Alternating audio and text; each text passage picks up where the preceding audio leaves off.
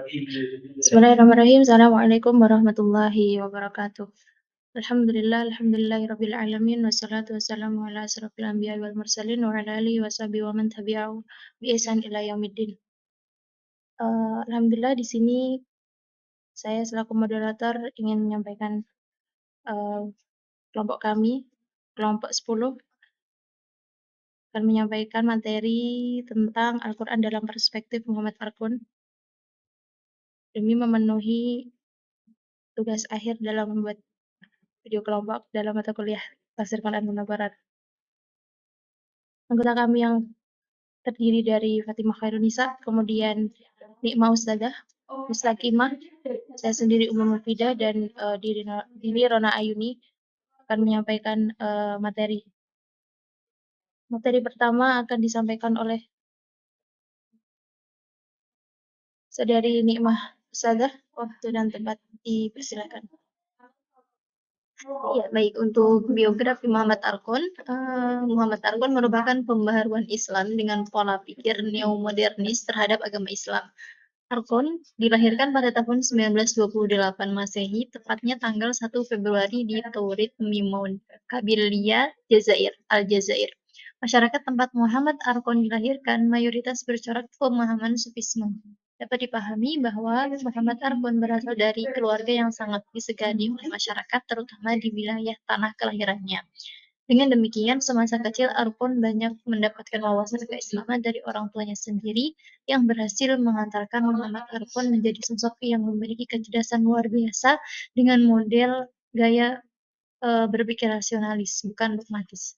Oleh karena itu, Muhammad Arqon berhasil menjadi pemikir modern yang banyak memformulasikan pemikirannya untuk menjadi jembatan dalam memecahkan kebekuan teks. Baik, dilanjut slide selanjutnya.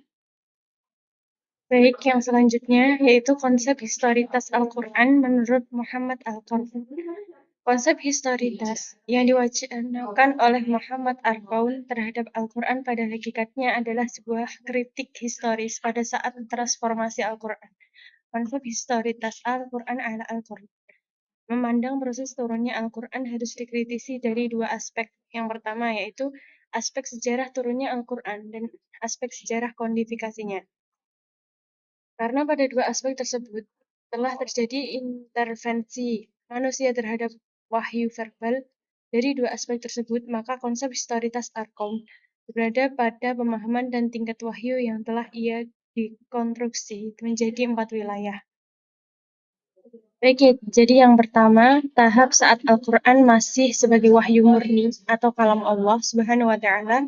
Pada tahap ini, hakikat wahyu masih bersifat absolut, mutlak, orisinal, dan autentik, dan terjaga serta tidak diketahui oleh manusia kecuali oleh Tuhan sendiri. Yang kedua, proses transmisi wahyu secara verbal yang disebut wacana Qur'ani. Pada tahap ini, terjadi proses transmisi wahyu secara verbal dan langsung kepada Nabi Muhammad SAW, namun dimensinya telah berubah walaupun masih bersifat absolut dan terjaga keasliannya.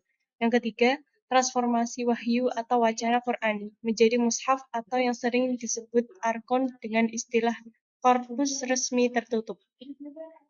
Yang keempat, ketika wahyu telah menjadi korpus resmi tertutup menjadi korpus tafsir, dan pada periode inilah dianggap puncak intervensi pemahaman dan penafsiran secara ortodoks yang berefek terhadap pembakuan teks dan penafsiran Al-Quran.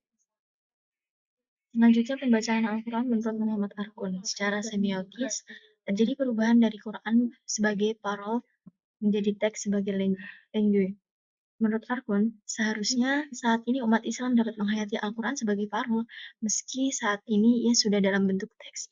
Untuk itu, Arqon menawarkan cara baca qiraah khusus, yakni strategi qiraah yang memproduksi makna sebanyak-banyaknya, dengan jalan antara lain mengenal dan akrab dengan tanda-tanda dan simbol-simbol baik berupa kata, kalimat, maupun tanda bahasa. Jadi, Arqon tidak hanya sekedar melakukan analisis teks, tetapi analisis metateks. Adapun tahap-tahap cara baca surat Al-Fatihah secara umum dapat dibagi dua, yaitu tahap analisis linguistik kritis dan analisis hubungan kritis. Tahap analisis linguistik Jadi pada tahap ini perlu mengenal tanda-tanda bahasa, karena Al-Quran tertulis dalam bahasa Arab, maka tanda-tanda bahasa yang perlu dicermati adalah tanda-tanda bahasa Arab. Tahap analisis hubungan kritis pada tahap di atas, menurut Arkon jelas kurang memadai, kedudukan pembaca cenderung dipinggirkan, teks terlalu ditekankan, tanpa memperhitungkan hubungan antara pembaca dan apa yang dibaca. Ya baik, selanjutnya wahyu menurut Muhammad Arkon. Mengenai wahyu, Arkon membaginya dalam dua peringkat. Pertama adalah apa yang disebut Al-Quran sebagai umul kitab atau induk kitab. Peringkat kedua adalah berbagai kitab termasuk Bible, Gospel, dan Al-Quran. Umul kitab adalah kitab langit, wahyu yang sempurna dari mana Bible dan Al-Quran berasal. Pada peringkat pertama atau umul kitab ini, wahyu bersifat abadi, tidak terikat waktu, serta mengandung kebenaran tertinggi.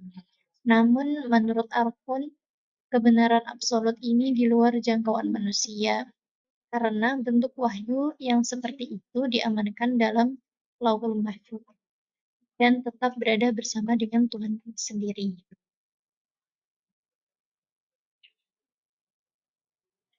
Kemudian wahyu hanya dapat diketahui oleh manusia melalui bentuk pada peringkat kedua. Peringkat kedua ini dalam istilah Arkon dinamakan edisi dunia atau edition terrestres. Menurutnya, pada peringkat ini wahyu telah mengalami modifikasi, revisi, dan substitusi. Arkon dalam analisisnya membedakan tiga tingkatan tentang wahyu. Pertama, sebagai firman Allah yang transenden, tak terbatas dan tidak diketahui oleh manusia. Tingkat kedua menunjuk penampakan wahyu dalam sejarah. Tingkat ketiga menunjuk wahyu sebagaimana sudah tertulis dalam mushaf dengan huruf dan berbagai macam tanda yang ada di dalamnya. Baik, kita tiba pada kesimpulan terhadap pemikiran Muhammad Arkon terhadap Al-Quran. Yang pertama adalah konsep historisitas yang diwacanakan oleh Muhammad Arkon terhadap Al-Quran itu hakikatnya adalah sebuah kritik historis pada saat transformasi Al-Quran. Kemudian yang kedua adalah bahwa pemikiran Muhammad Arkun yang paling eksis adalah tradisi hermeneutik, pembacaan Al-Quran, dan pluralisme agama. Yang ketiga, menurut Arkun, Al-Quran yang ada sekarang merupakan teks yang terbuka untuk dikaji ulang dengan menggunakan berbagai pendekatan ilmiah. Baik, sampai di sini presentasi yang bisa kami sampaikan terhadap materi ini. Kurang lebihnya kami mohon maaf. Wabillahi taufiq wal hidayah, Wassalamualaikum warahmatullahi wabarakatuh.